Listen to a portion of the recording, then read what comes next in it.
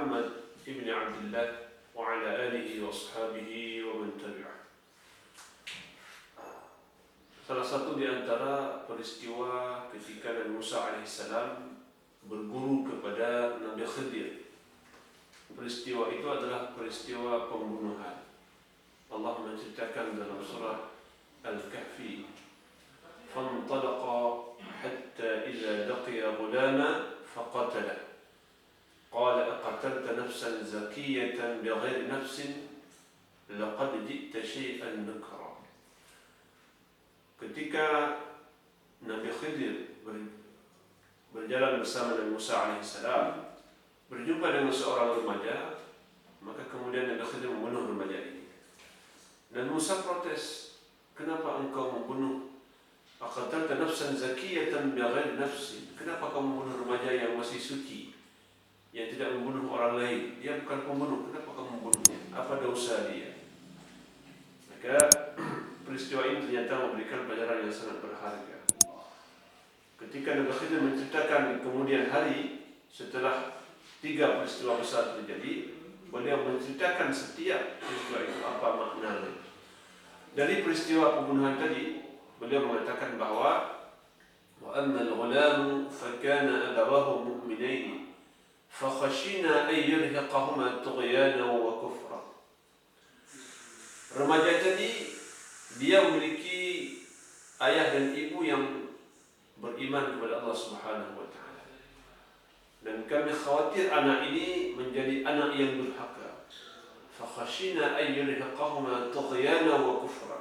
Kami khawatir anak ini menjadi anak yang ingkar dan durhaka terhadap orang tuanya.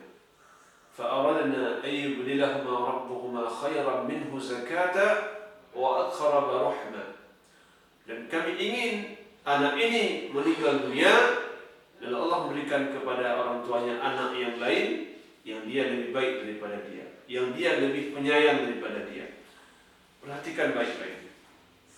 Ketika Allah Subhanahu wa taala memerintahkan kita manusia untuk berbuat baik kepada orang tua kita, untuk menyayangi mereka, mengasihani mereka. Wa wassayna al-insana biwalidayhi.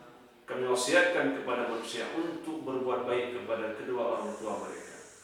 Hamalathu ummuhu wahnan ala wahnin wa fisaluhu fi 'amayn an ishkur li wa liwalidayk ilayya al-masir.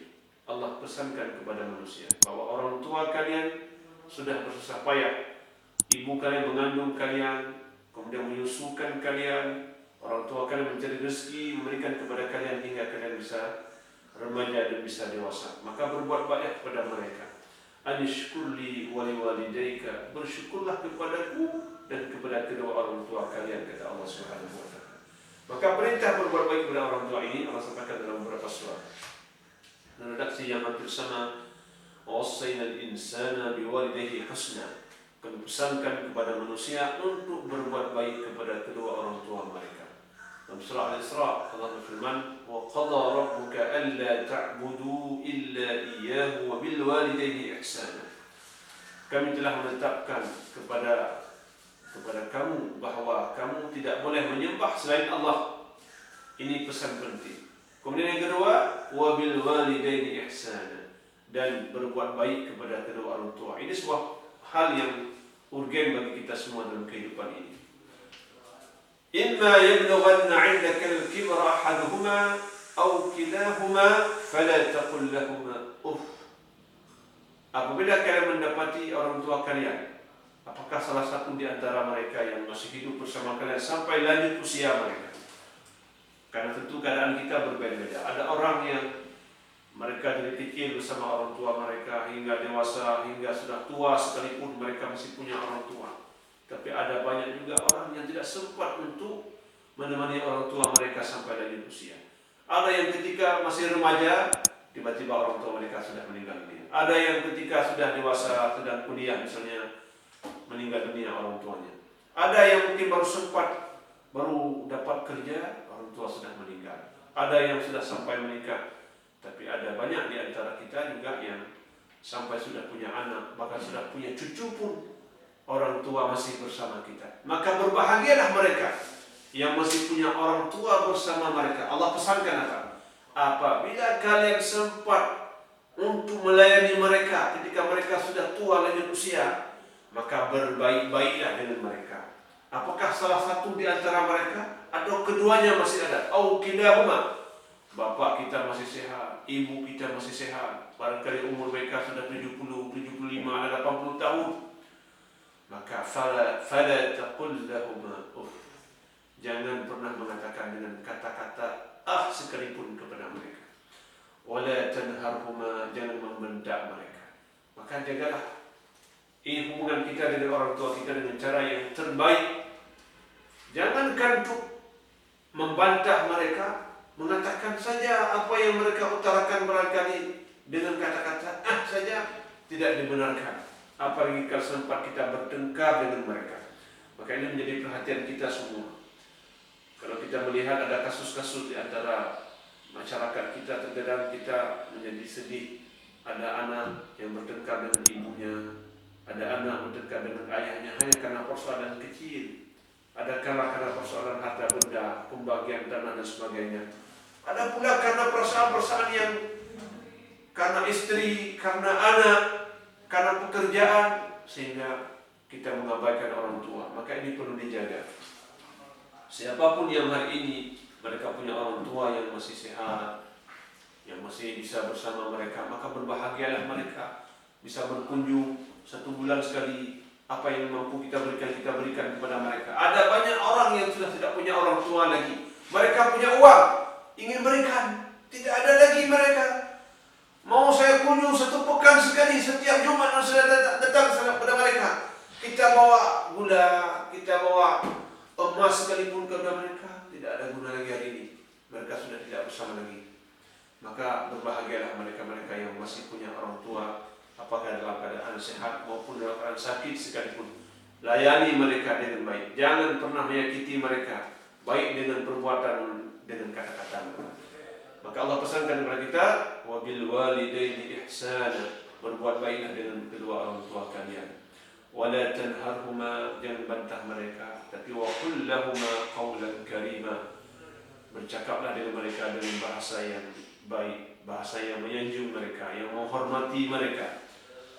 Kadang-kadang persoalan kecil sekali. Mereka bertanya kepada kita, kenapa kita tidak pergi kerja misalnya. Kita kok marah. Kadang mereka minta sesuatu, kita bawa pulang sesuatu. Mereka enggak makan. Kita enggak bawa pulang, dia tanya. Ketika kita bawa pulang sesuatu, mereka tidak makan. Jangan pernah mengatakan, ibu ini selalu salah saja. Kita bawa pulang makanan enggak makan. Kalau kita enggak bawa pulang, dia marah-marah mesti. Apa yang mereka minta, bawa saja kepada mereka. Soal mereka tidak makan, tidak ada masalah. Kalau dia enggak makan, kita makan. Kita berikan kepada orang lain. Jangan pernah menyakiti mereka. Apalagi mereka sudah tua. Perasaan mereka sudah sangat sensitif. Maka jaga dengan baik. Siapa yang mampu menjaga hati orang tua mereka, maka sungguh mereka adalah orang-orang yang berbahagia. Maka dalam kasus tadi, kita lihat Khidir membunuh remaja tadi. Kenapa? Hanya karena beliau khawatir anak ini menjadi anak yang durhaka. Ini menunjukkan bahwa orang yang durhaka tidak boleh hidup di muka bumi ini. Begitu Allah ingin mengatakan bahwa hendaklah kalian berbuat baik kepada orang tua kalian, seakan-akan siapa yang bakal menjadi anak durhaka, menjadi orang yang berbuat sewenang-wenang terhadap orang tua mereka, mereka tidak akan diberikan kesempatan hidup. Bukan dosa biasa ini. Kalau dosa biasa, kita akan dihukum setelah kita berbuat. Tetapi dosa durhaka terhadap orang tua, kita dihukum seolah sebelum kita buat pun akan dihukum. Kira-kira seperti itu. Anak tadi dibunuh terus. Kenapa? Agar Allah menggantikan yang lebih baik daripada dia. Seolah-olah mereka tidak akan melihat anak yang durhaka. Tidak boleh ada orang yang durhaka kepada orang tuanya. Semua orang yang hidup di muka bumi ini orang-orang yang senantiasa berbakti kepada orang tuanya. Maka berbahagialah kita. Hari ini tidak ada orang yang punya ilmu seperti Nabi Khidir. Ini anak ini bakal jadi anak neraka, bunuh saja. Tidak ada. Mudah-mudahan dengan kesempatan yang Allah berikan kepada kita semua, kita bisa hidup untuk melayani dan mengabdi kepada kedua orang tua kita. Mudah-mudahan manfaatnya. Terima kasih. Wassalamualaikum warahmatullahi wabarakatuh.